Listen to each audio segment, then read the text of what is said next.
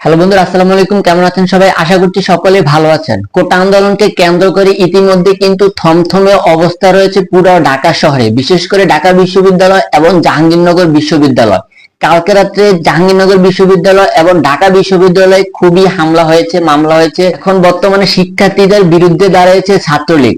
তারা ঘোষণা দিয়েছে যে কোনো রাজাকারকে তারা রাজপথে থাকতে দিবে না, মানে শিক্ষার্থীদেরকে তারা রাজাকার হিসাবে দাবি করেছে ছাত্রলীগ। এটা নিয়ে কিন্তু আগামীকাল রাত্রে জাহাঙ্গীরনগর বিশ্ববিদ্যালয় এবং ঢাকা বিশ্ববিদ্যালয় খুবই খুবই থমথমে অবস্থা ছিল এবং ছাত্রলীগ এবং শিক্ষার্থীদের ভিতরে অনেকটাই হামলা হয়েছে।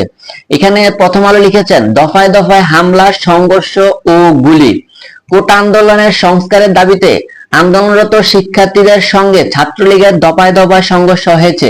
গতকাল সোমবার বেলা 3টার দিকে ঢাকা বিশ্ববিদ্যালয়ের একটি হল থেকে এই সংঘর্ষের সূত্রপাত হয়। এরপর আন্দোলনরত শিক্ষার্থীদের উপর দফায় দফায় হামলা চালায় ছাত্রলীগ। 9:30 পর্যন্ত চলা সংঘর্ষ ও পাল্টাপাল্টি দাওয়া রণক্ষেত্রে পরিণত হয় বিশ্ববিদ্যালয় ক্যাম্পাস। হামলা ও সংঘর্ষে ঢাকা বিশ্ববিদ্যালয় ছাত্রলীগের নেতাকর্মীদের পাশাপাশি সংগঠনটি ঢাকা মহানগরের বিভিন্ন শাখায় নেতাকর্মীদের অংশ নেন।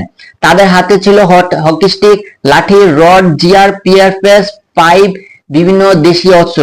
ক্যাম্পাসে বিভিন্ন স্থানে পিস্তল দিয়ে গুলি ছুটতে দেখা যায় অন্তত 5 জন অস্ত্রধারীকে।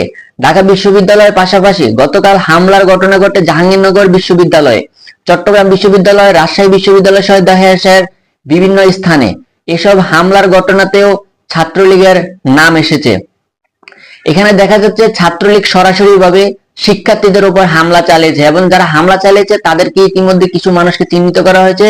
আপনারা আজকে নিউজ যদি একটু ঘাটাঘাটি করেন তাহলে বুঝতে পারবেন যে ছাত্রলীগ শিক্ষার্থীদের উপর যে হামলা চালিয়েছে শুধু খালি হাতে হামলা চালায়নি, তাদের হাতে লাঠি, ছটা, দেশীয় অস্ত্র থেকে শুরু করে এমন কিছু নাই যা ছাত্রলীগের হাতে ছিল না।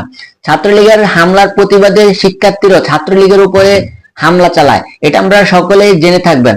আসলে কোটা আন্দোলনটা শুধুমাত্র জাস্ট কোটাকে নিয়ে হয়েছে, সেখানে ছাত্রলীগ সরাসরি ভাবে শিক্ষার্থীদের হামলা চালিয়েছে কেন, এটা এখনো ধোঁয়াশায় রয়ে গেল।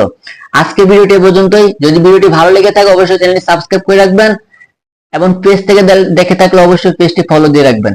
ধন্যবাদ সবাইকে।